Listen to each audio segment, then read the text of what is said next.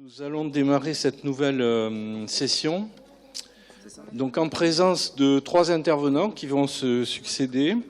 Marie-Pierre Ramouche, qui est une collègue maître de conférence à l'Université de Perpignan, au département d'études hispaniques. Elle est connue pour son travail sur le muralisme mexicain et elle va nous présenter le travail d'une graphiste, Bastardilla, dont elle nous dira beaucoup de choses. Ensuite, nous donnerons la parole à Edwige Fusaro, qui, elle, va nous parler du street art en Italie. Edwige est agrégée d'italien, maître de conférence, habilitée à diriger des recherches à l'Université de Côte d'Azur. Elle a fondé le Nice Street Art Project. Elle mène des recherches sur le street art parallèlement à ses recherches de spécialité sur la littérature et la culture italienne des 19e et 20e siècles. Elle a publié 3 livres. Elle prépare un livre sur le street art en Italie. Et pour finir, Manuel Bello, j'avais fait une petite confusion, Bello Marcano, qui est architecte et docteur en sciences sociales. Il est maître de conférence à l'ENSA, en sciences humaines et sociales, pour l'architecture à l'École nationale supérieure d'architecture de Saint-Étienne et directeur de l'unité de recherche GRF Transformation. Alors je propose que nous donnions la parole à la première intervenante pour une durée environ de 25 minutes. Ça nous permettra de ménager un temps de parole. On va réserver les questions peut-être pour la dernière partie et on aura un temps de parole assez confortable. Voilà, donc Marie-Pierre, tu as la parole. Très bien, merci beaucoup. Alors, vous m'entendez bien? Ça va? Donc, je vais vous parler d'une artiste urbaine. Non, ça ne marche pas? Oui, quand je m'approche très... D'accord, ok. Alors, attends, on va faire comme ça. Voilà, là c'est bon, c'est bon. Donc, je vais vous parler donc d'une artiste urbaine colombienne, Bastardilla, et de la manière dont elle réenchante les jungles urbaines. Alors, bon nombre des œuvres de cette artiste sont situées sur les murs des grandes villes, des mégalopoles latino-américaines, et notamment dans les quartiers de misère qui les ceinturent. Ces mégalopoles sont nées de l'urbanisation massive, incontrôlée, désordonnée, en un mot sauvage, qui a caractérisé l'urbanisation en Amérique latine depuis grosso modo la moitié du XXe siècle. Les transports, la pollution, l'insécurité font souvent de ces mégalopoles des endroits inhospitaliers, des jungles urbaines. Or, dans ces jungles de béton, des œuvres vandales, illégales, rebelles, en un mot sauvages ici aussi, d'artistes tels que Bastardilla ou Julieta, qu'on a accueillis ici ces jours-ci, peuvent faire l'effet de petits oasis d'humanité qui insufflent un peu de couleur, d'âme au milieu des briques, de la grisaille. C'est certainement le cas des œuvres de Bastardilla dans lesquelles se dessine une humanité reconnectée à la nature, à l'animal, au végétal, au minéral, au travers d'êtres harmonieusement hybrides dont la douceur et la force réenchantent l'univers urbain. Alors, je voudrais commencer par énumérer certaines raisons pour lesquelles l'art urbain peut être qualifié de sauvage en exploitant différentes valeurs sémantiques du terme. Donc, comme je viens de l'évoquer, ce qu'on appelle communément le graffiti, mais qui peut englober autant les tags, les signatures, que le street art ou le post-graffiti, est souvent associé au vandalisme, à l'illégalité. Donc, sauvage, l'art urbain l'est en effet si on pense à ces writers qui rivalisent d'hardiesse pour marquer leur territoire dans l'habitat urbain, public et privé. Bon. Bien évidemment, depuis un certain temps déjà, le street art est accepté, reconnu, et on peut en vivre, le pratiquer de manière complètement légale, par le biais de commandes publiques, privées, de festivals ou encore de congrès éco-critiques, comme l'a fait Julieta. Mais bon, dans son essence, l'art urbain est sauvage, rebelle, indomptable, également vis-à-vis du monde institutionnel de l'art, puisque éphémère, gratuit, éminemment public, il échappe en principe aux circuits commerciaux traditionnels de l'art. C'est là un des principaux combats de Banksy que tout le monde connaît, dans ces happenings, ces œuvres, ou dans ce documentaire, Exit Through the Gift Shop, on parle de ça. Sauvage, l'art urbain, donc Bansky encore ici, également, si on entend par là, insoumis, non domestiqué, rebelle, sur le plan politique et social. Ce côté insoumis a favorisé l'utilisation de l'art urbain, du graffiti aussi, tout au long de son histoire, des murs de Pompéi à ceux de Paris de mai 68. En Amérique latine, les activistes politiques, les mouvements sociaux ont pris conscience depuis très longtemps de cette valeur politique du street art. Là, je vous ai montré 2 exemples au Chili, où donc les murs étaient quelquefois les seuls endroits où donc les artistes pouvaient répondre au régime dictatoriaux. Alors, ces œuvres urbaines peuvent donc être considérées non seulement comme des sources d'informations très riches sur les préoccupations sociales, politiques d'une communauté, d'une société, mais elles ont également, pour certains artistes, comme Bastardia, considérées comme une arme pour éveiller les consciences. Et c'est son combat contre le militarisme en Colombie. Pour toutes ces raisons, l'art urbain permet à l'artiste d'être en contact direct avec le public, de mettre l'art au milieu de la vie. L'artiste entretient aussi un rapport singulier avec la ville, il se l'approprie, la revisite, la transfigure. Et la dimension éphémère de cette relation rend d'autant plus poétique, magique, selon ce que m'avait dit Julieta l'autre jour, cette espèce de baiser volé à la ville. C'est en tout cas ce que m'inspire l'œuvre de Bastardia. Alors pour toutes les raisons que je viens d'évoquer, donc on pourrait qualifier son art de cet art urbain de Bastardia comme sauvage, mais plus encore si l'on observe le contenu de ses œuvres, où le sauvage, soit ce qui est non civilisé, ce qui est considéré comme étant hors de la cité, en un mot ce que l'Occident moderne conçoit comme la nature, occupe une place primordiale. Une des caractéristiques essentielles de son œuvre est son insistance sur les relations entre l'humain et le non-humain, qui s'entrelacent dans des êtres harmonieusement hybrides. Loin de la dichotomie occidentale moderne dont on a largement parlé ces jours-ci, qui établit un fossé infranchissable entre l'humain et le reste du cosmos, Bastardia puise dans les racines amérindiennes de sa Colombie natale, une approche plus animiste, totémiste de notre être au monde. Selon Philippe Descola, toutes ces cosmologies donc amérindiennes ont pour caractéristique de ne pas opérer de distinction ontologique tranchée entre les humains d'une part et bon nombre d'espèces animales et végétales d'autre part. Tout est lié dans un vaste continuum.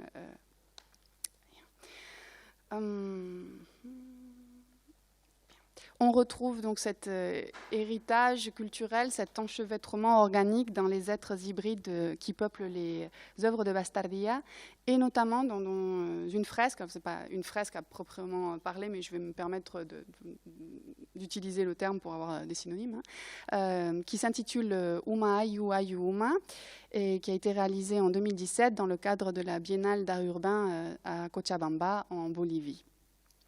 Donc, sur le mur latéral d'un grand immeuble s'affiche une immense et mystérieuse goutte d'eau qui rappelle aux habitants de Cochabamba l'importance des liens entre toutes les entités du vivant, en même temps qu'elles réenchantent leur relation à leur ville. Alors, cette œuvre peut être sibylline pour qui ne détient pas les clés culturelles nécessaires, clés qui sont livrées aux néophytes par Bastardia elle-même sur sa page Internet. La page consacrée à cette fresque nous apprend premièrement que donc, Uma Ayu Ayu Uma signifie en aymara goutte d'eau. Parallèlement, Bastardia s'y remémore dans cette page web les 2 éléments qui ont inspiré ce travail. Tout d'abord, les rituels et cérémonies d'appel à la pluie pratiqués par les communautés andines, et par ailleurs la lutte des Boliviens contre la privatisation de l'eau. Alors, je vais commencer par expliciter le 2e point, en donnant également quelques éléments de contextualisation qui semblent intéressants pour comprendre cette œuvre. La Bolivie est un des pays d'Amérique latine avec la plus forte densité de population amérindienne. Il représente à peu près 40% de la population. Et c'est d'ailleurs le seul pays d'Amérique dont le président, Evo Morales, est un Amérindien. Son arrivée au pouvoir en 2005 est le point culminant d'un réveil indigène qui a pris forme à partir des années 90 et qui s'est structuré autour du respect des cultures autochtones, à leur préservation et à leurs droits vis-à-vis des ressources naturelles du pays. Un des moments les plus forts de cet essor politique indigène fut précisément la guerre de l'eau qui eut lieu à Cochabamba en 2000. Donc, avril 2000, les citoyens de Cochabamba prennent d'assaut les rues de leur ville pour s'élever contre la privatisation des ressources hydrauliques qui passait entre les mains d'un consortium international, un consortium qui décida d'augmenter jusqu'à 300% le prix de l'eau de pluie et s'arrogea même le droit de faire payer aux habitants l'eau qu'ils pouvaient tirer des puits, de la rivière et même de la pluie. C'est d'ailleurs ce titre et même la pluie qu'a retenu la réalisatrice espagnole Itziar Boyain pour tourner son film qui traite de cet événement, de la guerre de l'eau. Donc, Bastardia, sur sa page web, rend hommage à, donc, je cite ces luttes, les mobilisations solidaires pleines de dignité qui, durant des années, ont combattu les multinationales hydroélectriques et les politiques qui sont en train de dévaster l'autosuffisance de très nombreuses communautés, ainsi que le droit de tout un chacun à jouir de l'eau et de la considérer comme un bien commun irremplaçable.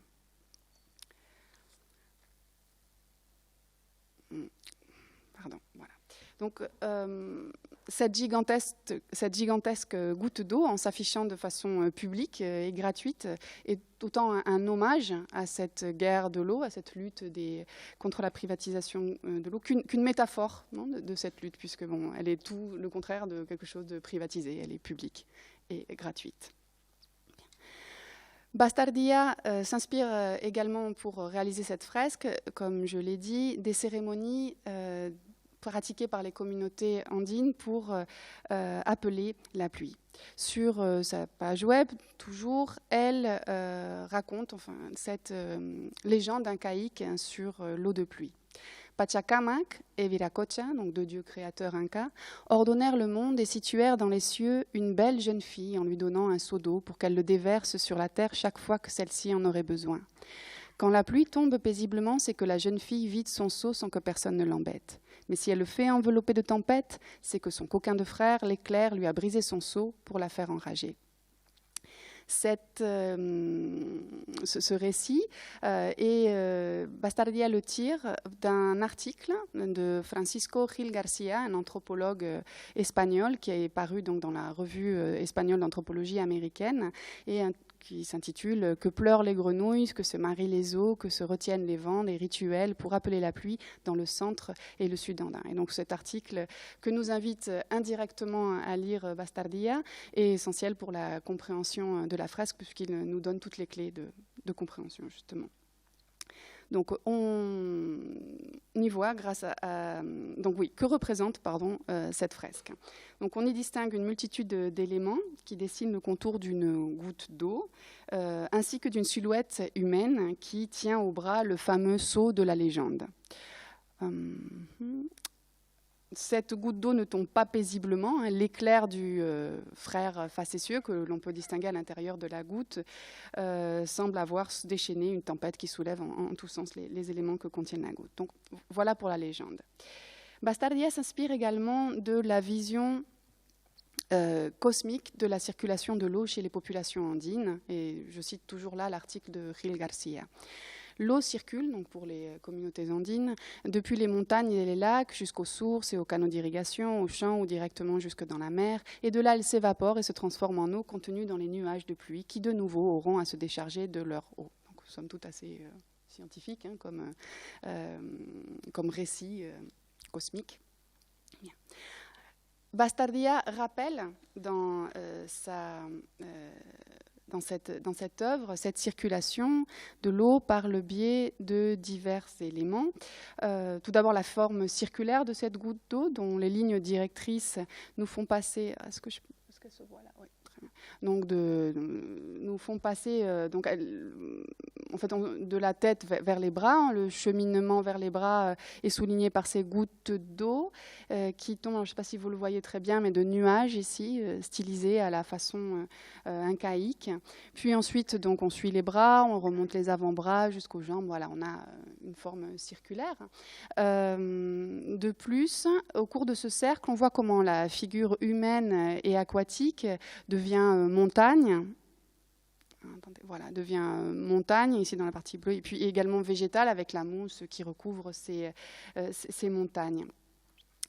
Cette hybridité caractéristique du style de Bastardia renforce cette idée de circulation, de continuité, d'interconnexion.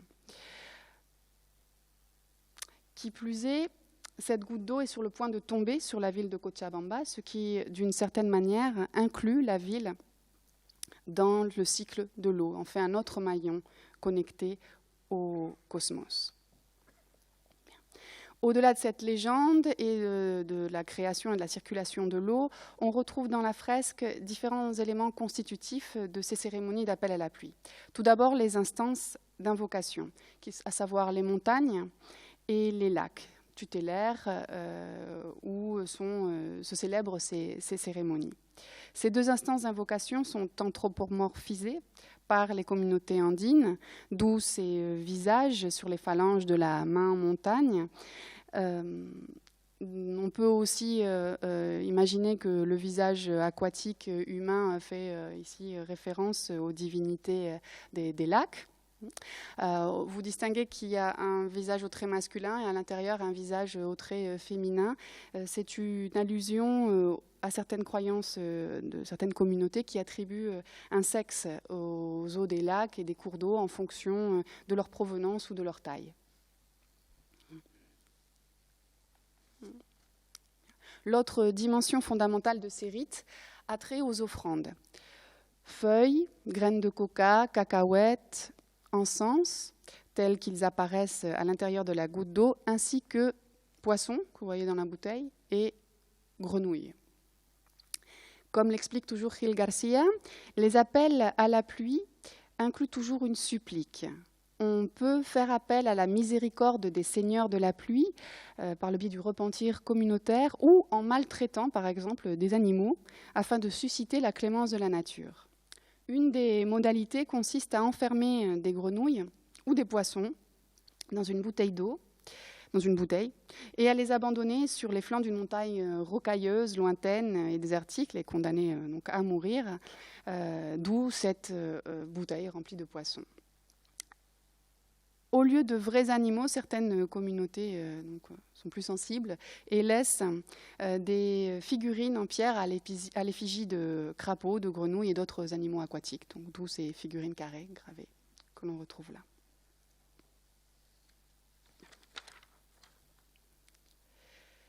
Donc, dans cette œuvre, Bastardia reprend divers symboles et des éléments constitutifs de ces cérémonies d'appel à la pluie. Et de ce fait, veut rappeler aux habitants de Cochabamba, j'ai fini, donc ça va être largement, veut rappeler aux habitants de Cochabamba la dimension sacrée des éléments naturels, eau, lac, montagne, et des liens qui unissent tous ces éléments entre eux. Par ailleurs, il est intéressant de remarquer, de souligner qu'elle ne peint pas les prêtres ni les communautés en train de réaliser ces rituels, mais seulement les ingrédients utilisés lors de ces rituels. Donc, cette observation m'invite à concevoir cette œuvre non pas simplement comme une évocation de ces rites, mais comme la réalisation du rite lui-même. On pourrait presque accorder ici une dimension presque performative à la réalisation de cette fresque. En représentant le rite, l'artiste réalise le rite. Bastardia, ordonnée ici en grande prêtresse ou chamane du street art, appelle la pluie. Et elle l'appelle non pas sur les bords d'un lac sacré ou sur le sommet d'une montagne tutélaire, elle le fait sur le mur d'un immeuble de Cochabamba, qu'elle revêt ainsi d'une dimension sacrée. Elle le transforme en waka, à savoir ces lieux, roches, arbres, méandres d'un ruisseau, qui étaient dotés d'une dimension divine pour les Incas. D'une certaine manière, donc, elle inclut la ville dans le monde naturel, dans le sauvage, dans ce qu'en anglais, donc, on en a parlé également ces jours-ci, on pourrait appeler wilderness. Et par là même, elle s'éloigne de cette vision très occidentale du monde qui fragmente l'espace en mettant d'un côté donc, la nature, de l'autre la culture.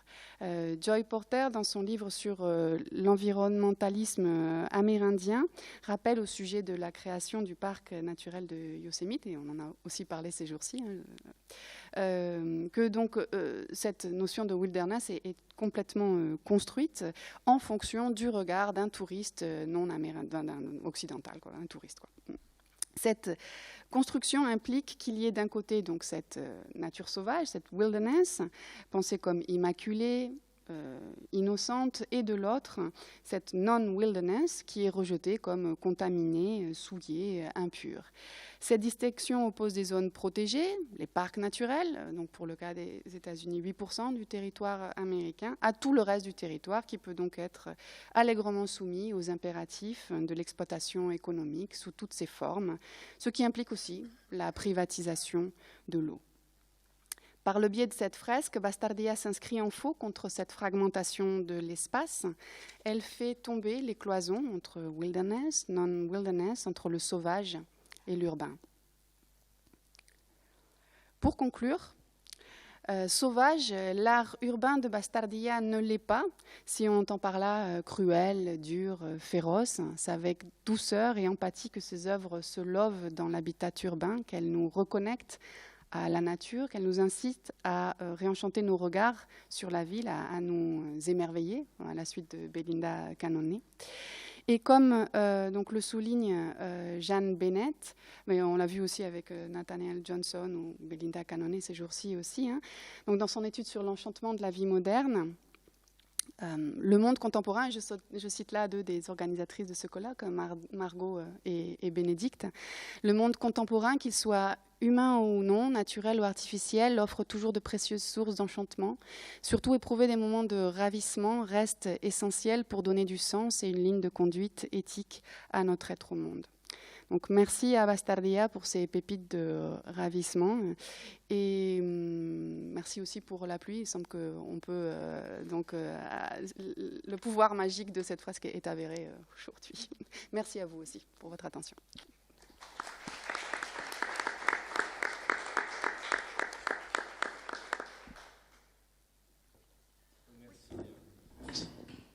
Merci, oui, à Bastardia, et merci à Marie-Pierre pour la qualité et l'aspect synthétique de son exposé. On a peut-être le temps pour une question.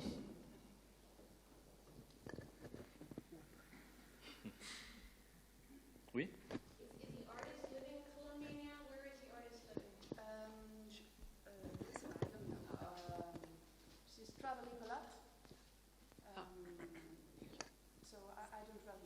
Okay, thank you. I'll do research and I should find out. Very interesting.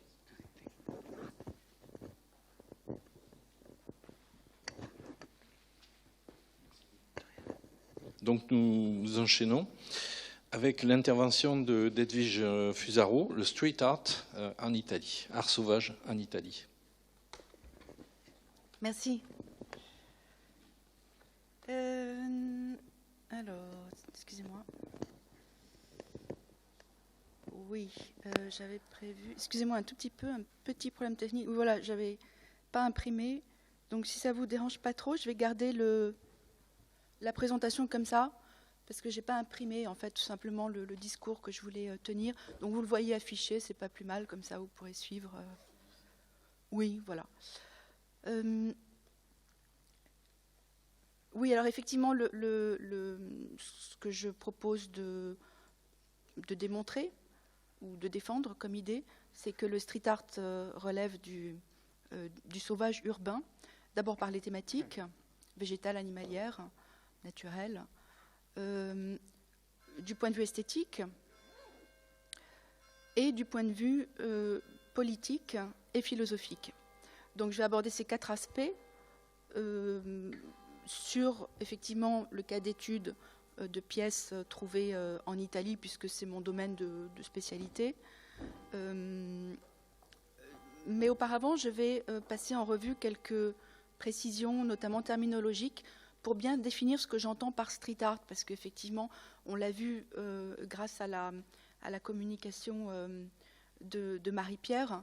En fait, on utilise souvent le terme street art comme un umbrella term, donc une famille en fait, qui regroupe quand même des genres très différents de pièces. Donc pour être tout simplement très précis sur ce que j'entends ici par street art, quelques prolégomènes. Alors, contrairement à ce que j'appelle l'art contemporain urbain, dont vous voyez ici un exemple, le street art n'est pas composé d'œuvres mobiles et destinées à la vente, comme c'est le cas justement des pièces d'art contemporain urbain, qui néanmoins sont toujours ou presque toujours réalisées par des artistes qui réalisent également des œuvres dans la rue. D'où les chevauchements. C'est qu'en fait, un même artiste en général, ou une même artiste, réalise des pièces qui appartiennent à différents genres de cette grande famille. Voilà. Alors, on a d'abord l'art contemporain urbain. On a aussi l'art urbain tout court, donc effectivement le cas des fresques, par exemple Bastardia. Mais le street art, contrairement à l'art urbain, n'est pas réalisé sur commande et n'est pas rétribué. Donc il est réalisé de façon spontanée, sans autorisation institutionnelle, privée ou d'autre nature. Contrairement enfin au graffiti writing, le street art n'est pas tribal, c'est-à-dire qu'il s'adresse à tous. Il utilise donc des moyens de communication qui sont assez consensuels, même s'ils sont souvent cryptés ou symboliques, donc qui demandent une opération d'interprétation. Et puis, il s'est détaché du tag qui caractérise le graffiti writing, dont on a ici un exemple. Le tag étant la signature, je ne vous apprends rien, donc le blaze, c'est-à-dire le pseudonyme de l'artiste, éventuellement assorti de puppets, comme c'est le cas ici, sous forme d'autoportrait en chimpanzé. Et puis il y a une dernière sorte, c'est le graffiti tout court, le graffiti, donc art contemporain urbain, c'est ce qu'on trouve dans les galeries. Art urbain, ce sont typiquement les murales, writing, les tags, les trains, tout ça. Et puis le graffiti. Alors le graffiti, contrairement au graffiti writing, il n'y a pas de travail formel sur le lettrage. Ce qui compte, c'est vraiment la communication, c'est le message. Donc là, voilà, on a un message typiquement de nature politique, donc qui s'affranchit de toute intention artistique. Alors tout ça, en fait, ce sont différents types d'art qui ont lieu, à part l'art contemporain urbain, dans l'espace public des villes, en général des villes, mais qui n'est pas exactement le street art, si on entend par street art cette espèce au sein de cette grande famille, qui est par exemple cette jolie grenouille que j'avais trouvée à Hambourg, et qui sont donc, comme je le disais tout à l'heure, destinées à un public le plus large possible et effectuées avec une intention artistique, mais sans autorisation ni rétribution. Alors j'en viens tout de suite aux thématiques. Je vous ai décliné le plan, donc 4 points. Le premier point, ce sont tout simplement les œuvres qui représentent des sujets naturels. Alors naturellement, il y a beaucoup de pièces qui représentent des plantes, la flore. C'est le cas ici, avec un anglais dont je ne suis pas très sûre, mais enfin, je n'en suis pas responsable. Ce n'est pas moi l'artiste, je ne pratique pas. Mais j'ai choisi, pour resserrer en fait l'objet d'étude, de m'intéresser aujourd'hui aux œuvres qui représentent des animaux. Alors, quelques données quantitatives sur lesquelles je pourrais m'étendre du point de vue méthodologique, mais je ne le ferai pas parce que je n'ai pas le temps, pour vous montrer un petit peu quelle est la place de ces thèmes animaliers au sein de l'ensemble des pièces de street art que l'on trouve dans les villes. Alors, en soi, c'est à peu près 8%, les thèmes animaliers, sur l'ensemble des pièces. Et puis, si on opère une catégorisation par type d'animaux, eh bien, on voit que ce sont surtout les félins qui sont représentés, avec 24% de chats, tigres, léopards, etc. en Italie, et dans les autres pays que j'ai eu la chance d'explorer, 17%. Mais ça demeure quand même au premier rang. Donc ce sont vraiment les félins qui ont la part belle du gâteau. Viennent les oiseaux, puis les singes, les chiens, loups, renards et les rongeurs. Alors la partie verte du camembert, ce sont les autres animaux dont la représentation est bien moindre. Donc je ne les ai pas énumérés pour des raisons de clarté, mais si vous avez des questions, bien sûr, je pourrais le faire. Alors, les fonctions.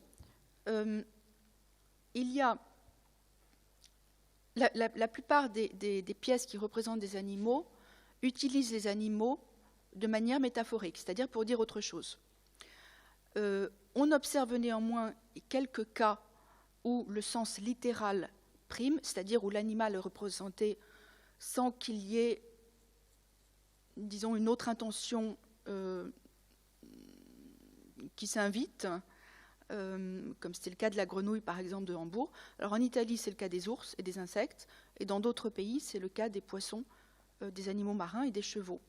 Mais, je le répète, on observe néanmoins une très très nette primauté du sens figuratif. Donc c'est ce que j'ai choisi d'observer prioritairement pour des raisons quantitatives. Les 5 thèmes animaliers les plus fortement figuratifs sont les singes, les chiens, loups, renards, les oiseaux, les rongeurs, les félins. Donc on retrouve finalement notre pool, notre top 5, voilà, sans surprise. Hein. Et puis, très brièvement, je me contente d'observer en passant que l'Italie, sur les pièces animalières, ne présente pas de spécificité particulière, ce qui n'est pas le cas d'autres thèmes. Mais voilà, donc ça vaut ce que ça vaut. Alors les singes sont souvent utilisés comme des signes, c'est-à-dire de manière métaphorique, pour constituer une sorte de miroir de l'homme des villes et pour représenter une menace sur la ville. Alors j'ai sélectionné un échantillon très maigre, hein, mais enfin qui a une valeur, je l'espère, représentative. Alors on observe ici une pièce de Alessio B, trouvée à Bologne en 2016, qui représente un chimpanzé accroupi, à l'air, me semble-t-il, inoffensif et triste. Il porte un costume, une cravate noire et blanc, sur lesquels tranche vivement le bariolage de la pancarte « I wanna be free », je veux être libre. Alors, comment interpréter cela? Manifestement, il y a une intention très forte. Ma lecture, mais je la soumets à votre propre jugement critique, c'est que soit il représente l'aliénation des animaux de zoo, privés de liberté, traités comme des bêtes de foire, qui ont soif de liberté, de s'affranchir de leur chaîne, soit il représente au contraire l'aliénation de l'homme des villes, que son environnement, et notamment son travail, contraint, d'où la tenue vestimentaire engoncée, le costume-cravate, aliène, d'où l'absence de couleur de cette tenue vestimentaire, et in fine dénature, puisque l'homme des villes a en quelque sorte rompu avec sa nature, si l'on en croit justement ce contraste entre les couleurs, la vitalité de cette pancarte, mais qui n'est qu'une pancarte, donc qui est comme enfermée, encadrée, enfermée, contrainte dans cet espace réduit et totalement artificiel. Hein. Il n'y a pas de nature là, il y a juste une représentation d'une idée de nature qui serait colorée.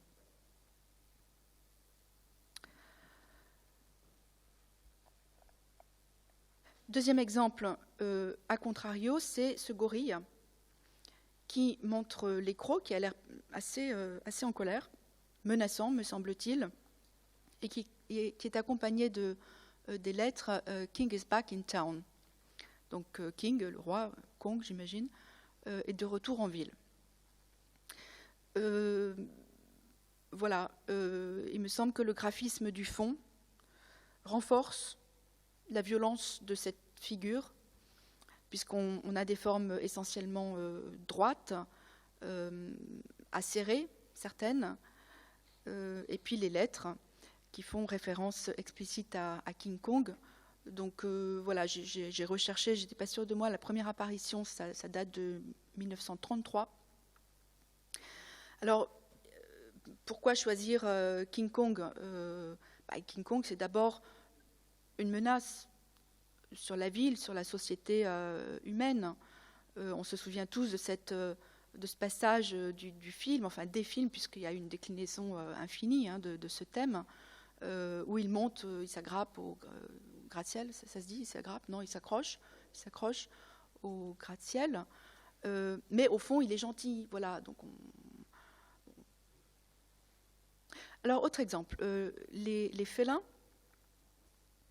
Alors, il y a beaucoup de représentations littérales des félins, autant que de représentations figuratives. Alors, j'ai choisi 2 pièces pour les félins. Celle-ci, qui nous montre un chat, à mon avis, renfrogné, à mon avis, un peu en colère, un peu accusateur, non, qui nous tourne le dos, d'ailleurs, ce qui est assez désagréable. Mais il y a les lettres Roma, donc Rome. Alors, il se trouve que c'est un pochoir qui a été réalisé dans les rues de Rome, justement. Alors, évidemment, comme souvent dans le street art, et c'est tout l'intérêt aussi de cette forme d'art, on a affaire à des pièces qui demandent à être interprétées, qui sont souvent énigmatiques. Donc, il n'y a pas d'interprétation toute faite, livrée sur un plateau d'argent. Ça demande un travail subjectif, donc c'est de la recherche qualitative aussi, bien sûr. Mais il me semble quand même que ce qu'on peut dire, c'est que par le passé, les chats étaient légion dans les rues de Rome, et notamment dans le Forum. Aujourd'hui, ils ont disparu. Alors, il y a toute une polémique là-dessus. Je n'ai pas le fin mot de l'histoire. Je ne sais pas pourquoi les chats ont disparu. Il y a toute une théorie du complot, évidemment, qui s'accompagne de ce phénomène. Mais il me semble que l'on peut interpréter cette figure féline comme peut-être un désir de survie, au moins sous forme de représentation, voire une accusation contre une disparition qui a peut-être été volontaire. Autre cas, alors là, on a affaire à une image qui est manifestement, disons, plus négative, si par négative, on entend quelque chose de menaçant. Cette figure féline ouvre grand la gueule, montre des crocs acérés, et cela me rappelle un célèbre pochoir de Banksy, encore lui, réalisé à Manchester en 2002, qui montre, vous l'avez sans doute vu, un tigre qui s'échappe, c'est un pochoir en noir et blanc, qui s'échappe d'une cage dont les barons sont représentés par un code-barre, qu'il a forcé, manifestement. Donc ici, il me semble qu'on voit bien, chez Banksy évidemment, mais également dans ce modeste paste-up italien, que le félin exprime une soif de liberté, en tout cas la rébellion du sauvage aux contraintes imposées par l'homme. Merci. Les rats. Pardon, je disais merci au chef, mais en fait, je n'ai pas du tout fini. J'ai 37 diapositives, j'en suis à la 20, mais rassurez-vous, je vais accélérer la cadence. Alors, rapidement, les rats. Les rats sont présents en Italie, comme ailleurs. Alors, notamment ici, vous voyez que c'est une pièce qui est très petite, mais qui a été disposée à la hauteur des yeux des passants, donc dans une intention d'être vu, malgré sa discrétion. Alors évidemment, on ne peut pas s'empêcher d'évoquer le rat sans évoquer la peste. C'est vraiment enraciné dans nos cultures occidentales, en tout cas européennes, c'est certain. Et puis, quand on parle de street art, on ne peut pas parler du rat sans parler de Banksy, qui a commencé son activité street artistique, après ses tags, par la position de rat en pochoir dans les villes. Et puis bien également Blake le rat, qui fait partie des pionniers du genre. À Paris, dans les années 80, il a commencé lui aussi par représenter des rats. Alors pourquoi ? J'ai peut-être pas le temps de m'étendre sur ce point. on peut peut-être en parler plus tard.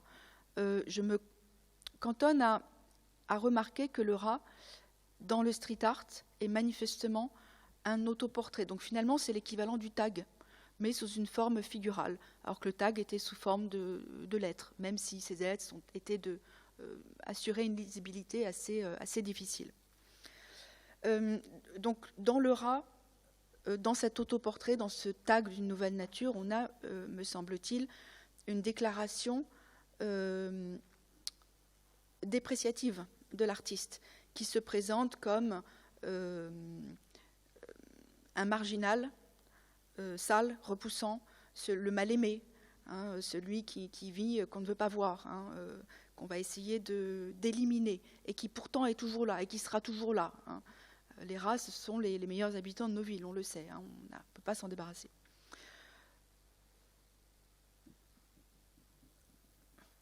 Je vais tenir les temps. Hein. Les oiseaux. Les oiseaux, ça tombe bien, je n'ai pas grand-chose à dire, parce que ici, on a une pièce de Stu, qui est un artiste magnifique. On a un très beau pochoir dans des tons ocre, qui en fait se contente de montrer un oiseau, pour une raison que j'ignore, à mon avis, vous me direz ce que vous en pensez, pour une simple occupation, pour exister sur les murs de nos villes.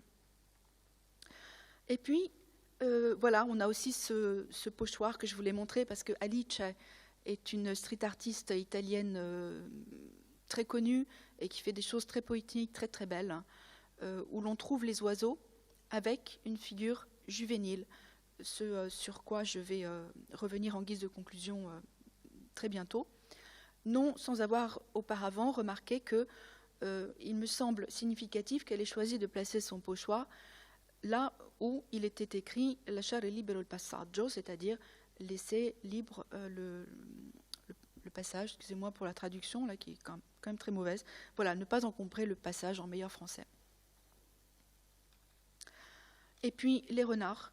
Alors ici aussi, donc on a un paste-up de About Pony qui nous montre simplement une figure animale avec une enfant, une jeune fille. Bon, alors ça c'est mon interprétation personnelle. Je trouve que cette image est très très douce, très apaisante. Alors, du point de vue esthétique, les street artistes se réfèrent plus volontiers à la nature qu'à la culture, puisqu'ils prônent la spontanéité du geste créatif, idéalement non filtré par les codes, les savoir-faire, les savoirs de la culture et des conventions. Mais en vérité, c'est assez faux. Hein. Ça relève quand même d'une pause, puisque au fond, la plupart d'entre eux sont passés par les écoles des beaux-arts et ils connaissent parfaitement l'histoire de l'art aussi. Hein. Donc, c'est assez kitsch, en fait, tout ça. Hein. Exemple, voilà, là, on a des traits naïfs qui se réfèrent à pas mal de courants de l'histoire de l'art européen et pas seulement, qui valorisaient une forme de primitivisme ou de néo-primitivisme. Alors évidemment, on pourrait les passer en revue, mais vous pouvez le lire, Fauvisme, Arte Povera, etc., en passant bien sûr par les pionniers du street art que sont Haring, Basquiat, bien sûr, Banksy, Obey, etc. Alors, deux exemples très rapides. Un pingouin de Pao, qui est un artiste turinois, avec une occupation illégale d'un mur par des fleurs. Bon, évidemment, ça c'est très célèbre, hein, c'est le piratage urbain, le urban hacking.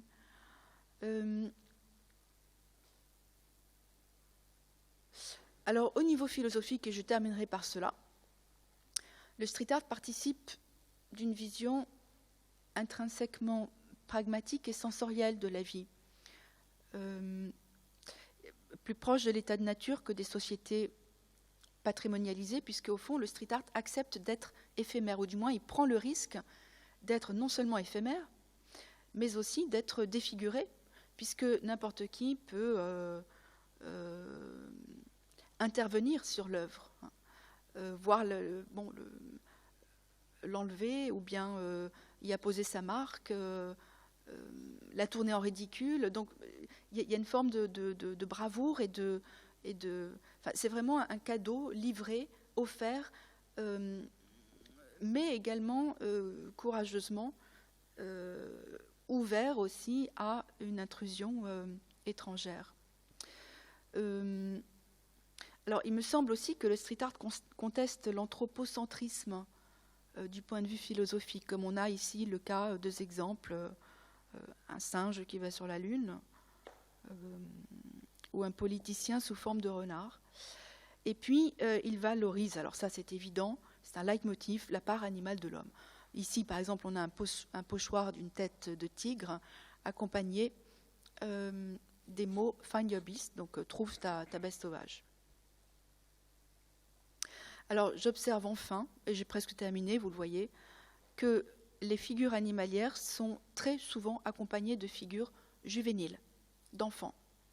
Et ça, il me semble qu'on ne peut pas s'empêcher d'y voir un lien fort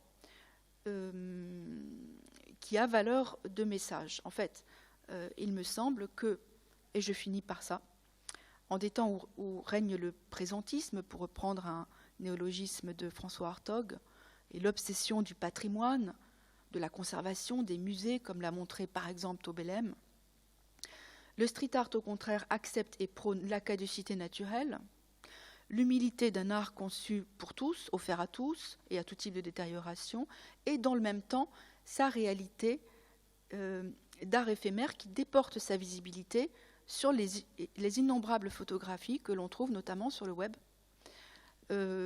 Tant il est vrai que certains ont parlé de Internet art, Katia Glaser notamment. Personnellement, je ne suis pas du tout d'accord avec ça. Hein. Pour moi, le street art, c'est in situ. Ça impose une déambulation, une surprise, c'est une expérience sensorielle. Mais évidemment, on peut ne pas être d'accord. C'est vrai qu'on a besoin aussi des photographies. Vous voyez, moi aussi, j'ai besoin de mes photographies pour vous en parler. Donc, il y a les deux côtés. C'est aussi parce que c'est problématique que c'est sympa, que c'est intéressant. En cela, en tout cas, cet art est à la pointe de et vecteur du paradigme des sociétés contemporaines où coexistent ces tensions contraires. Merci de votre attention. Je clôt sur cette citation de Thoreau que j'ai trouvée dans sa traduction française. Excusez-moi, je n'ai pas le texte original. Toutes les bonnes choses sont sauvages et libres. Merci.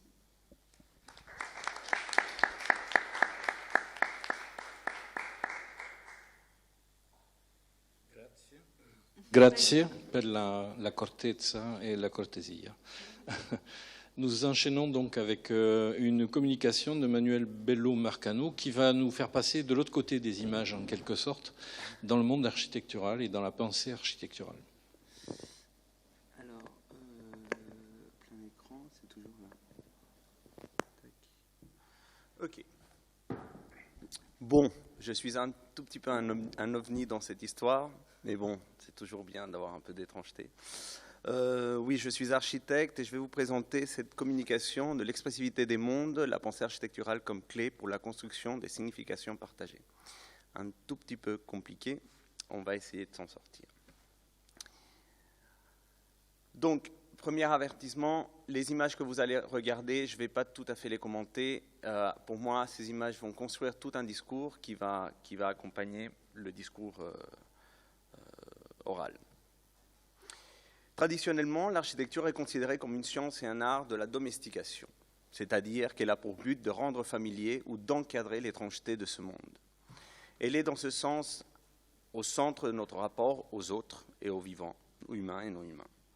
Aujourd'hui, l'architecture en crise, face au changement de paradigme écologique, quel rôle peut-on donner à l'architecture en tant que science et art de la domestication?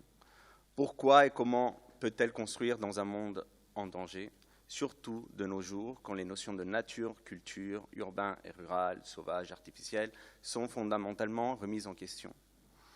Alors l'objectif sera donc d'enquêter sur les formes dont la pensée architecturale peut être toujours capable, nous l'espérons, de tisser des liens esthétiques, techniques, sociaux et anthropozoologiques entre les habitants, les territoires et le monde.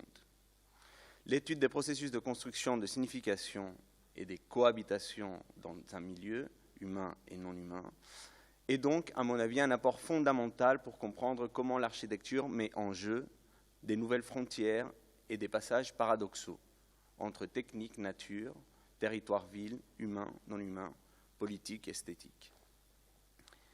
Le premier point que j'ai intitulé de la nature de l'architecture, l'architecture de la nature, vient après mon diplôme d'architecte au Venezuela, où j'ai été amené, donc c'est pas le barrio Petare, c'est le barrio El Valle, mais bon, c'est à peu près la même chose finalement.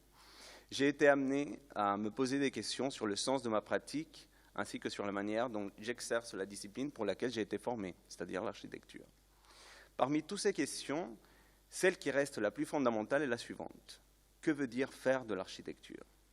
En faisant écho à la fameuse conférence de Gilles Deleuze, qu'est-ce que l'acte de création? On pourrait dire que faire de l'architecture, c'est réfléchir sur la construction d'œuvres physiques, des œuvres dites architecturales. Mais l'architecture n'est pas faite que pour réfléchir sur la construction. En fait, en disant que l'architecture est une puissance de réflexion sur les choses construites, on semble donner aux constructions une grande importance, mais on est en train de tout leur enlever.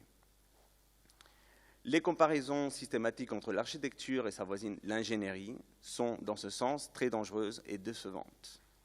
Elles témoignent aujourd'hui d'une coopération discrète qui, très souvent, n'en est pas une. En réalité, les ingénieurs ont fréquemment du mal à réfléchir à l'architecture en termes d'œuvres non construites. Avec l'apparition d'un discours technique et fonctionnel autour de la géométrie et de la forme, la mathématisation du savoir de l'ingénieur, à partir du calcul, a créé depuis le XVIIIe siècle un malaise entre une rationalité scientifique et l'expression de la sensibilité de l'architecte. En étudiant cette tension, Antoine Picon, un architecte, signale qu'à cette époque, au projet singulier de l'architecte s'oppose la volonté d'aménagement global des ingénieurs. Depuis, l'idée que l'ingénieur aurait besoin de l'architecte pour pouvoir calculer et réfléchir à ses constructions est une idée qui a de moins en moins de sens pour l'ingénieur. En prenant en compte cette distinction des savoirs et des pratiques, peut-on affirmer que les seules personnes capables de réfléchir à l'architecture seraient donc que les architectes? Si l'architecture ou la pensée architecturale existe, c'est parce qu'elle a sa propre forme, son propre contenu. Or, quel est ce contenu? Faisons une première hypothèse. Disons que l'architecture est une discipline créatrice, c'est-à-dire qu'elle se construit sur l'acte créateur, comme dirait Giorgio Agamben, sur une puissance qui se libère dans la création, puissance qui se trouve dans l'acte créateur lui-même, à l'intérieur de celui-ci. Ainsi, nous pouvons adhérer à la réflexion d'Agamben quand il nous dit « l'architecte est puissant dans la mesure où il ne peut pas construire ». La puissance est une suspension de l'acte. Alors, si elle ne construit pas, l'architecture, elle sert à quoi? Elle serait créatrice de quoi? Supposons qu'elle est créatrice d'un sens et d'un ordre, qu'elle est là pour inventer un ordre et donner un sens au monde. Cela voudrait dire que l'ordre du monde n'existe pas en amont, que le monde n'avait pas de sens avant l'apparition de l'architecture, que ces ordres et ces sens existent dans une sorte de catalogue dans lequel l'architecte vient piocher pour en faire usage. Quel est le sens qu'ils peuvent donner à ce monde construit par l'architecture, des notions comme sauvage ou des êtres comme les animaux? Le fait de ramener l'animal comme problème architectural transforme non seulement notre idée de l'animal, mais aussi l'idée que nous nous faisons de nous-mêmes, et finalement l'idée que nous nous faisons de l'architecture elle-même. Mais il faut dire que les chemins dans l'architecture, et surtout l'architecture contemporaine, ramènent l'animal dans les sociétés, les économies, les politiques et les esthétiques humaines d'aujourd'hui, semblent être plutôt disparates. En tant qu'occupant de l'architecture, l'animal a trop longtemps été considéré comme un être vivant d'une valeur inférieure à celle de l'humain. En conséquence, ceci a fait de l'animal un habitant sans la même valeur architecturale que nous. Cette condition, essentiellement asymétrique, entre la vie de l'animal et l'architecture, nous a fait oublier les animaux comme des vrais occupants non ornementaux de l'architecture. En s'appuyant sur les propos d'Alberti, de Manfredo Tafuri ou de Colin Rowe, Catherine Ingraham remarque que pendant la Renaissance, un des sujets de l'architecture a été l'animal sauvage. Sa découverte et la manière dont celui-ci est amené dans les mondes des humains, autant théoriquement, à travers l'invention, par exemple, de la perspective, que physiquement, comme par exemple dans des résidences aristocratiques situées en périphérie des villes ou dans des fastueuses ménageries royales. En enfermant la vie exotique dans des cages matérielles et dans des représentations projectuelles, la Renaissance s'établit comme le moment historique à partir duquel l'architecture s'est restreinte et réduite au monde humain, en laissant alors progressivement de côté la possibilité d'élargir son domaine d'action à d'autres mondes que celui de l'homme. Si bien après la Renaissance, des structures comme les fermes, les ménageries, les parcs zoologiques ont été conçus afin de prendre en compte l'animal dans les édifices, cette intégration a souvent été exclusivement économique et symbolique. En effet, la question d'un occupant non humain dans l'architecture n'apparaît véritablement qu'au XIXe siècle. Comprendre d'autres formes de vie est une préoccupation aussi de la géographie, de la biologie, en tout cas scientifique. C'est donc une restructuration des sciences du vivant qui aurait sorti graduellement l'architecture de son sommeil humaniste. Ceci influence forcément la pratique architecturale et sa participation dans l'organisation du monde. Alors, ces questionnements sur la nature de l'architecture nous conduisent presque inexorablement vers l'interrogation suivante. Pourquoi faut-il que l'architecte fabrique un ou des ordres? Et pour quel monde? Il faut savoir qu'un ordre ne se fabrique pas comme ça, tout seul. On ne se réveille pas un matin, comme dirait Deleuze, en disant « je vais ordonner le monde ». Un ordre est le résultat d'une stabilisation et d'une coupe dans celle-ci. On ordonne toujours sur une base, sur un point fixe de référence, le désordre.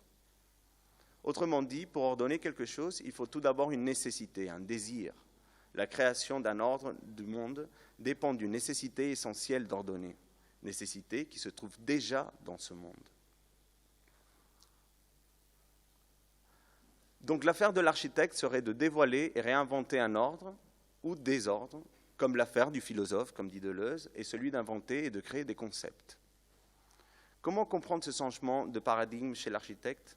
Pour ce faire, je vous propose rapidement un regard rétroactif de ce qui pourrait être, selon moi, l'architecture aujourd'hui, à partir de trois penseurs des mondes. Un géographe, un biologiste et un philosophe. Trois figures stimulantes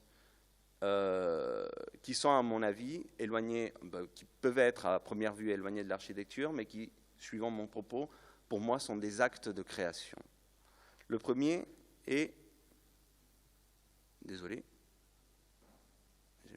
Le premier est Humboldt. Donc c'est au XIXe siècle que Humboldt, Alexander von Humboldt, le géographe, interprète le monde naturel comme un tout unifié et animé par des forces interactives.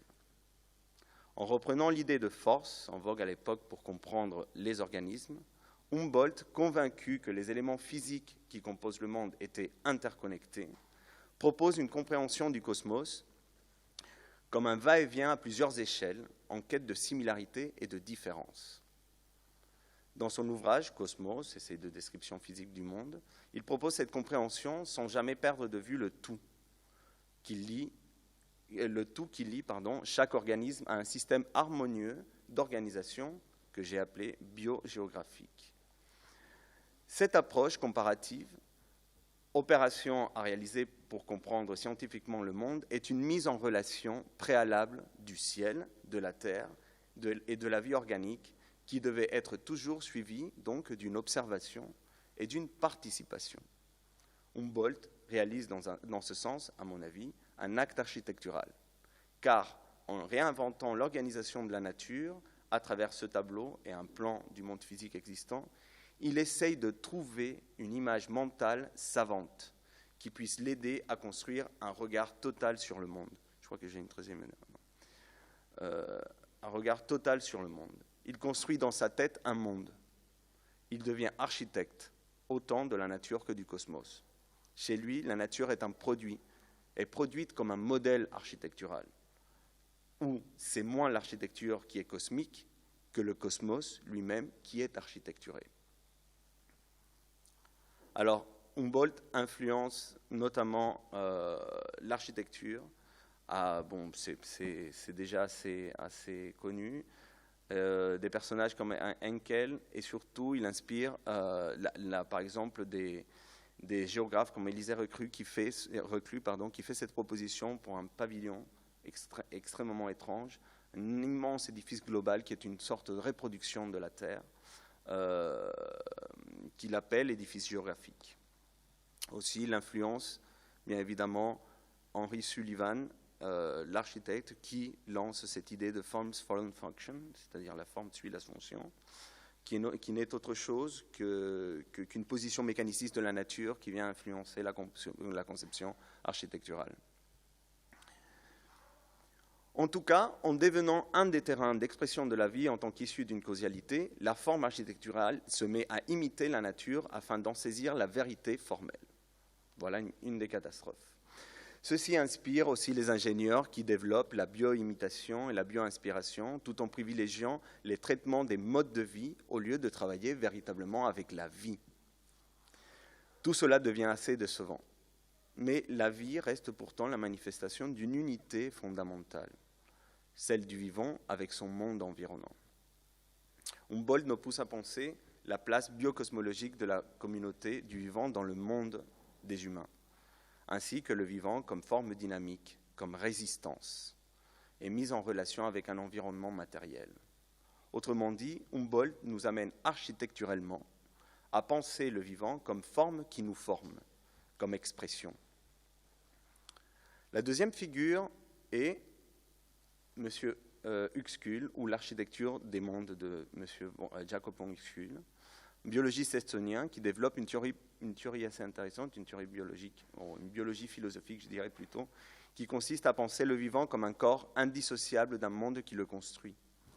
Il conçoit le vivant comme un cercle fonctionnel entre l'organisme et le monde qui l'entoure, le monde environnant, ce qu'on appelle un Umwelt, un terme que nous avons traduit par milieu. Pour Uexküll, le monde de l'animal est fait de signes qui l'affectent et le stimulent, et qui, à son tour, il va éventuellement affecter et stimuler. Ainsi, rien dans ce monde n'est un objet neutre pour l'animal, car tout dans ce monde est une signification. Ce monde est donc clos, et c'est le contact réel et intentionnel entre l'animal et ce milieu qui produit des significations. Autrement dit, avec l'idée d'Umwelt, Uexküll esquisse ce qu'on connaît aujourd'hui comme une théorie de la signification par la vie, c'est-à-dire la biosémiotique, la fameuse biosémiotique. Uexküll montre que le monde environnant de l'être vivant lui apparaît de forme expressive. Il est donc lié immédiatement au monde à travers la médiation de l'apparence et une nécessité essentielle, je dirais, voire même vitale, d'expression. En retour, le vivant lui-même, par la surface qui définit son corps, sa figure corporelle, se manifeste de façon expressive dans le monde qui l'entoure et avec lequel il entre en relation. Monde environnant et monde commun sont ainsi liés par la médiation de l'apparence. Comme Humboldt, Uexküll abolit une vision anthropocentrée de la Terre qui place humains et non-humains dans une seule et même monde. Toute forme de vie s'accomplisse donc sous un rythme particulier, ce qui fait de la nature un dédale de plusieurs milieux. Uexküll explique cette cosmovision en regardant interagir la fameuse métaphore de l'abeille et la fleur. Bon, ce n'est pas une métaphore, c'est plutôt une observation. Il se demande comment se fait-il que deux structures ou organismes dont l'apparence est tellement distincte, avec différents tempos et différentes positions dans le monde, semblent être l'une pour l'autre. Comment se fait-il qu'ils semblent participer d'un même projet et d'une même mélodie? Il parle de mélodie. Cette question musicale décrit alors une sorte de fil invisible qui se tisse entre un phénomène extérieur et le corps de l'être vivant. Ce fil accorde à l'être vivant une propriété complémentaire, contenue dans le monde environnant. Il parle donc à ce moment-là de conformité à plan. Ces deux êtres sont conformes à un plan, c'est-à-dire à la nature, une sorte d'être transcendantal. Uexküll découvre donc que tout être vivant est composé de ce qu'il est, de ce qu'il a et de ce qui lui manque. Ce qui va influencer par la suite Ortega y Gasset et d'autres et toute une philosophie. Alors, le troisième, bon, je vais laisser cette image, est celui, l'architecture excentrique des philosophes Helmut Plessner. Uexküll montre que la relation du vivant à son environnement est de nature contradictoire. Même dans sa forme la plus primitive, il y a toujours une partie du monde avec lequel et contre lequel l'être vivant vit. La nature n'est donc pas une entité transcendantale, comme le montre Uexküll, mais une loi en construction quotidienne. Ce n'est pas un être qui va tout gérer, c'est une sorte de construction qu'on fait en faisant, qu'on construit en faisant. Cette construction développe une logique de la frontière, donc du corps et du monde, par rapport à une surface qui est celle de notre corps, c'est-à-dire une surface qui est sensible, où il n'y a ni adéquation complète, ni indifférence, mais une sorte de plasticité et une distorsion entre le stable et l'instable. Alors, quelle est la spécificité de l'humain comme être vivant, comme un sujet qui produit une forme, qui travaille avec cette plasticité, avec cette production de frontières? Plessner, il dit, sujet est tout ce qui est capable de se spatialiser et de se temporaliser. Car ce qui est important pour définir l'être organisé est ce qu'il appelle la positionnalité, c'est-à-dire le fait qu'un vivant est une union absolue d'espace et de temps, possédant un lieu naturel, c'est-à-dire un milieu. Mais il s'agit d'un mouvement continu où le rapport à un monde commun du vivant conditionne l'appréhension de soi. En effet, les choses vivifiées sont en relation avec leur lieu dans l'espace et dans le temps. Le corps qui grandit possède, dans l'extension de sa frontière, une mesure absolue de l'espace et dans son vieillissement, une mesure absolue du temps. C'est une citation de Plessner. La positionnalité est alors une instabilité qui met en évidence un mouvement continu du vivant en quête d'une définition de ses frontières et de son monde. Plessner établit des formes du sujet à partir d'une pensée sur le corps. Donc c'est ce qui lui permet de reconnaître ce qu'il appelle les trois fameuses ontologies de Plessner, les trois formes ontologiques différentes. D'abord, il décrit la plante comme sujet qui n'est que passage, première ontologie, où l'absence de mouvement fait d'elle la section non autonome, ce qui est un peu compliqué, la section non autonome du cycle vital qui lui correspond. C'est-à-dire qu'elle est d'une forme ouverte. Tout en elle est traversée. Elle n'a pas de centre, car elle s'incorpore immédiatement à son environnement, sans médiation. Malgré le fait d'avoir une activité adaptative, le pouvoir de la plante à l'égard de sa forme et son milieu est extrêmement réduit. Elle ne bouge pas. L'animal, par contre, se situe à un autre niveau ontologique. Sa forme est close. Il est capable d'autonomie dans le cycle vital qui compose son cercle fonctionnel. Il peut se constituer en tant que centre dans l'espace et le temps. Donc il a une conscience sensible. Cependant, la réflexivité de l'organisme animal n'est pas telle que son sujet puisse se savoir comme un centre. Donc il n'a pas conscience de ce centre. Il vit en tant que centre sans véritablement le connaître. Son rapport au monde est donc exclusivement perceptif. Chez l'homme, la positionnalité se caractérise par une distance par rapport à soi-même, ce qu'il appelle l'excentricité. La forme de l'homme n'est ni ouverte ni close, mais elle est toujours en rapport à un centre. Il est excentrique car il est un centre. Il sait qu'il est un centre. Il sait qu'il peut s'objectiver. Dans cette logique de forme vivante, l'absence de racine est une caractéristique donc de la forme excentrique. Plessner, et alors là, c'est une phrase que j'adore de lui, il définit à ce moment-là l'homme comme un émigrant de la nature. Il a émigré la nature.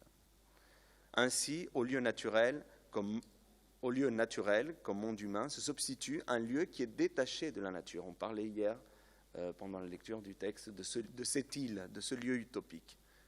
C'est un lieu utopique pour Plessner, en lien avec, malgré tout, une naturalité du corps. La situation de l'homme dans le cosmos est donc forcément l'histoire d'une excentricité. Alors, que faire de ça avec l'architecture? Étant une extériorisation, l'architecture n'est pas dans un contexte organique. Pourtant, elle peut obéir à une simple loi anthropologique. L'homme, c'est la loi qui propose Plessner, l'homme ne peut fabriquer l'homme ne peut fabriquer que ce qu'il y a déjà en soi. L'homme ne peut fabriquer que ce qu'il y a déjà en soi. L'architecture est donc ainsi une puissance créatrice issue d'une nécessité biologique d'organisation. Le besoin d'un milieu architecturé est une nécessité qui semble déplacer une simple intentionnalité. Il est un moyen de production d'une fermeture artificielle qui revient sur cette forme excentrique. Il est une construction, l'architecture est donc, pour Plessner, une construction de frontières. Alors pour conclure, la vision holistique du cosmos de Humboldt, de la mélodie de Uexküll ou de la puissance ontologique de Plessner sont trois idées qui permettent de renouveler les schémas de pensée dans l'architecture. Aujourd'hui, sommes-nous aujourd'hui face à l'émergence de nouvelles idées en architecture? Actuellement, nous avons compris que la création architecturale n'est pas seulement une œuvre destinée à informer les habitants, ce que Deleuze appelait les agitants, sur un comportement qu'ils doivent adopter dans l'espace. Autrement dit, il ne s'agit pas de prendre l'architecture comme une forme d'explication, j'explique aux habitants ce qu'ils vont faire, ou comment ils vont vivre, mais au contraire, elle peut être développée comme une forme d'implication, impliquer le vivant, humain et non humain, dans la fabrique d'un monde partagé et dans la constitution de sa concrétisation en objet, en institution.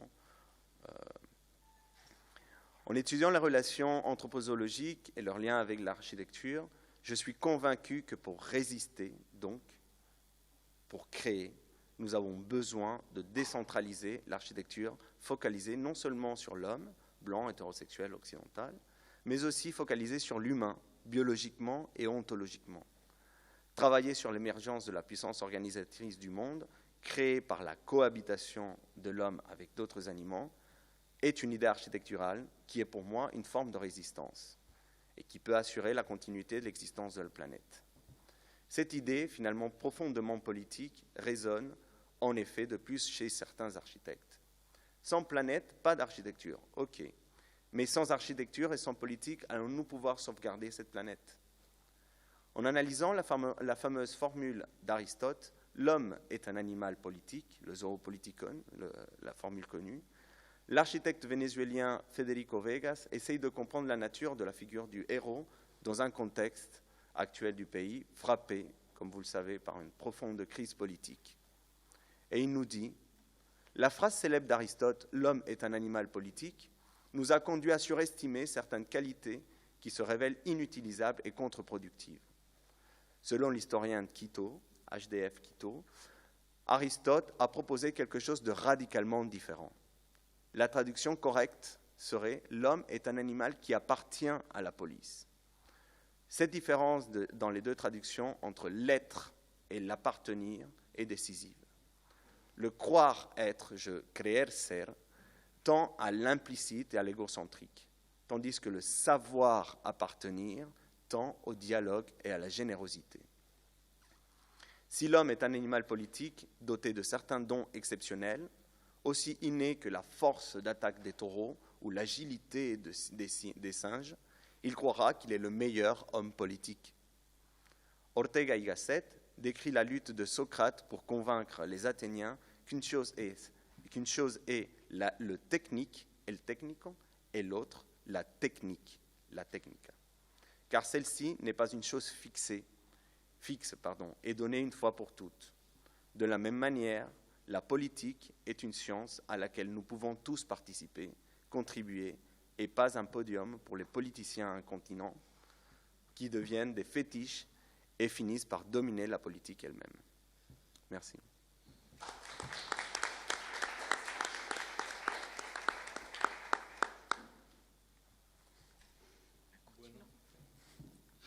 Nos quedan 15 minutos, 15 minutes de discussion.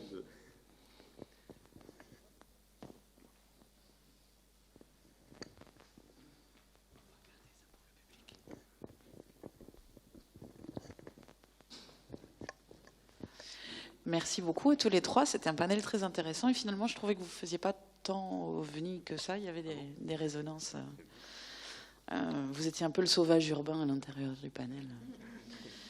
Alors moi, j'avais une question pour Marie-Pierre Ramouche, parce que vous parliez de l'attribution de sexe aux lacs et rivières selon leur taille, etc., chez les communautés andines. Et c'était une question en deux temps. La première, c'était voilà, comment est-ce que le choix du sexe, comment est-ce qu'il est fait, ce choix? Comment est-ce qu'on attribue plutôt un genre masculin? Est-ce que c'est un peu comme en français avec le terme de lac ou le terme de rivière? Est-ce que ça a une racine dans le mot? Ou est-ce que c'est vraiment lié à autre chose? Et puis j'aurais voulu savoir si Bastardia, elle s'intéressait dans son art justement aux différences hiérarchiques qui peuvent être appliquées dans les sociétés entre les genres, si c'est quelque chose qui revenait à une forme de féminisme, par exemple. Alors, au sujet du sexe des eaux, alors ça, dans ce que je sais, c'est ce que j'ai pu lire dans l'article de cet anthropologue. Donc, dans certaines communautés, le sexe des eaux, par exemple des lacs, il est en fonction de la taille. Les grands, c'est masculin, et les petits, c'est féminin. Donc, lac, lagune, par exemple, cette distinction. Et ensuite, donc, il ne donne pas les explications, et c'est un petit peu plus varié. Par exemple, dans ce que là j'ai noté, l'eau de pluie est féminine pour certaines, et l'eau de grêle est masculine, sans qu'il y ait vraiment d'explications, ou du moins il ne les donne pas les clés, et donc je ne peux pas trop répondre. Pour l'autre partie de la question, oui, elle est très très sensible à la question féministe. Je n'ai pas cherché à prendre contact avec elle, je vais le faire après là. C'est Julieta qui m'a dit mais pourquoi, et en effet oui, c'est vrai, pour lui poser la question, mais il me semble que c'est vraiment évident. Oui, je pense qu'elle doit se considérer comme écoféministe, parce que la plupart de ces personnages donc en contact de ces êtres hybrides, ce sont quand même des femmes qui apparaissent tout le temps. Donc je pense que oui, elle est vraiment très sensible à ça. Merci beaucoup.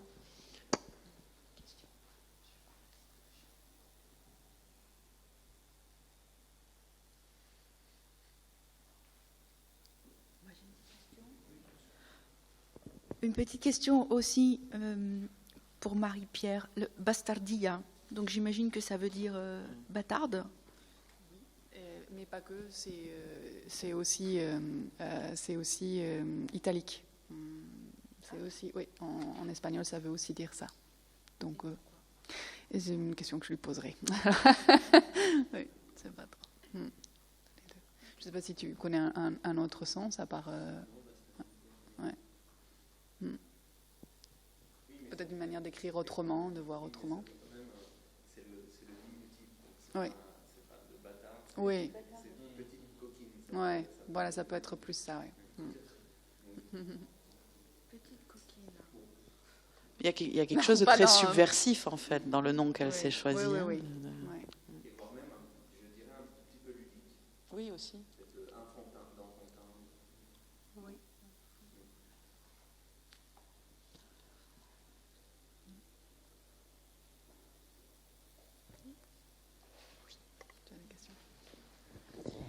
Alors j'ai une question d'architecture, sachant que je n'y connais absolument rien, donc je suis désolée si c'est une question naïve.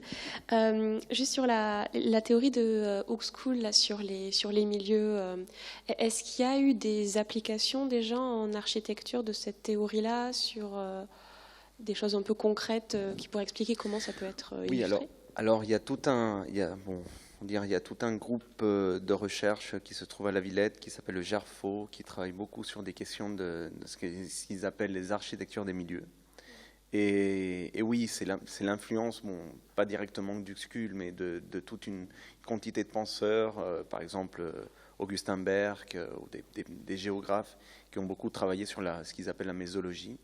Donc oui, il y a une influence, il y a une volonté aujourd'hui, je crois que dans certaines écoles d'architecture et parmi certains architectes, d'essayer d'évacuer, par exemple, des notions comme celle d'espace ou celle de projet qui ne sont plus opératoires. pour l'architecture, dans ce contexte, dans ce que je viens de proposer, qui est pour moi un changement de paradigme architectural profond. Donc oui, la question de milieu, en tout cas la question de l'Umwelt comme milieu, a été et commence à être travaillée. Ants of the Prairie, l'architecte, c'est une agence que j'ai montrée, ça fait partie d'un groupe plus large de plusieurs architectes, qui est une sorte de réseau international qui travaille des questions en tout cas de cohabitation humain, non humain, dans l'architecture. Mais c'est assez, on va dire, éparpillé. Ce n'est pas véritablement, c'est assez disparate encore.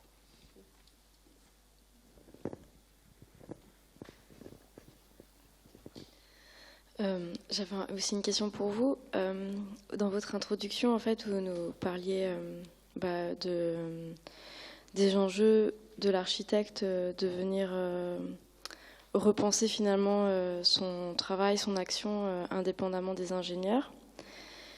Et je me suis demandé, d'après vous,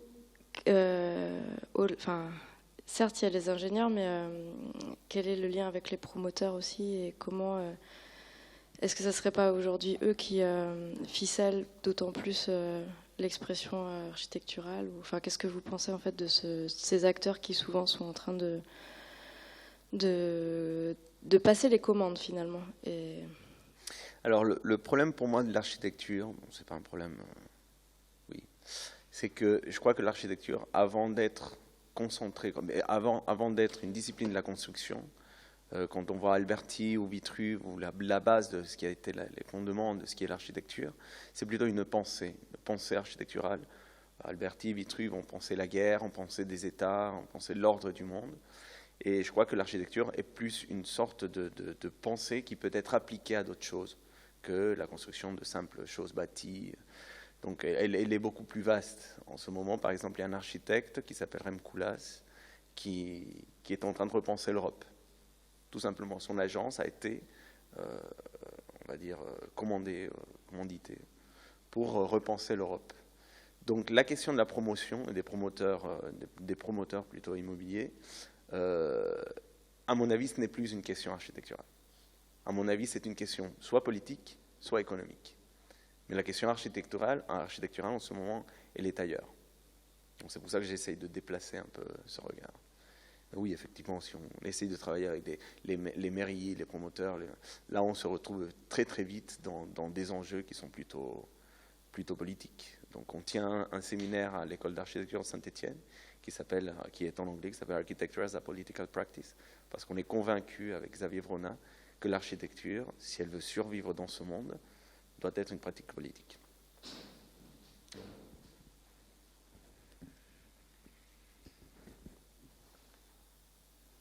D'autres questions ? Oui.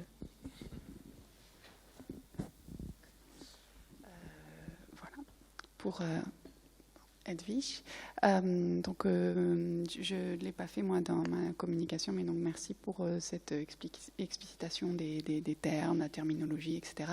Est-ce que tu utilises le terme post-graffiti aussi ? Est-ce que c'est quelque chose que... Voilà. Et juste un petit détail, à Rome, les loups n'apparaissent pas. Je pense à la légende de la fondation. Belle question, merci. Alors, c'est marrant, j'ai trouvé une louve à Berlin, une louve romaine à Berlin, qui représentait d'ailleurs tous les mots de la société contemporaine. Il y avait des dollars dessus, enfin bon, assez laid d'ailleurs. Et bizarrement, à Rome, non, j'ai jamais trouvé de... Alors évidemment, Rome, c'est une ville immense, je n'ai que 2 pattes, et mon regard est sélectif.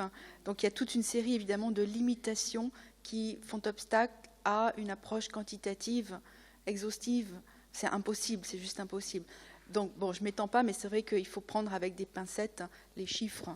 Ils sont toujours approximatifs. Donc voilà, je n'en ai pas vu. Et pourtant, j'ai passé beaucoup de temps à plusieurs reprises. Donc pourquoi, je ne sais pas.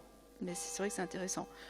Sur la question terminologique, effectivement, d'aucuns utilisent le terme de post-graffiti. Personnellement, je ne l'aime pas beaucoup, pour 2 raisons. D'abord parce que je trouve que graffiti, c'est très réducteur. Et la deuxième raison, c'est que ça inscrit, appelons ça ce genre, dans une chronologie. Comme si le graffiti avait été premier, donc Pompéi, les caves de... et qu'ensuite auraient éclos d'autres genres, sous-entendus dans une vision un peu téléologique, de meilleure facture. Non, le graffiti continue à être vivace, et heureusement.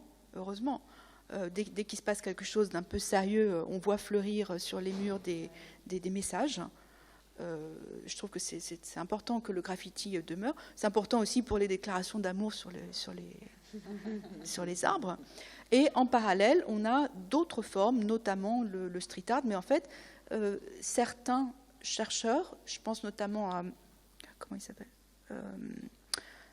Un géographe, dont le nom m'échappe, je veuillez m'excuser, qui soutient que le street art n'est pas un mouvement de l'art contemporain, comme moi j'ai plutôt tendance à le concevoir. Il dit non, le street art, il a toujours existé. C'est juste qu'aujourd'hui, il prend des formes un peu différentes. Donc, je trouve que cette approche qui le saisit davantage comme une dimension que comme un phénomène de l'histoire de l'art est aussi intéressante. Voilà, donc c'est les 2 raisons pour lesquelles j'aime pas trop ce terme-là, mais pourquoi pas. Enfin. Si je peux me permettre un tout dernier commentaire pour rebondir par rapport à ce que vous avez dit. Il y en a je pense qu'en vous promenant dans Perpignan, vous arriveriez à trouver quelques... Il y en a 2 très jolis, notamment un qui a fleuri il n'y a pas très longtemps, qui dit « Ta mère nature », qui, en termes de sauvage urbain, est pas mal. Et l'autre, dans la même veine, qui dit « L'erreur est urbaine ». Ils sont très sympas. Et je me demandais justement, parce que c'est vrai ce que vous dites, c'est impossible à quantifier de façon exhaustive, etc. Ça serait un chouette projet participatif, de plateforme participative, comme on le voit maintenant avec le végétal et les sciences participatives. Ça pourrait être quelque chose de très très agréable à faire. Voilà, c'était juste ça que j'avais envie de rajouter. Merci Margot. Avant de conclure, moi je vois aussi un fil qui se tend entre les 3 communications.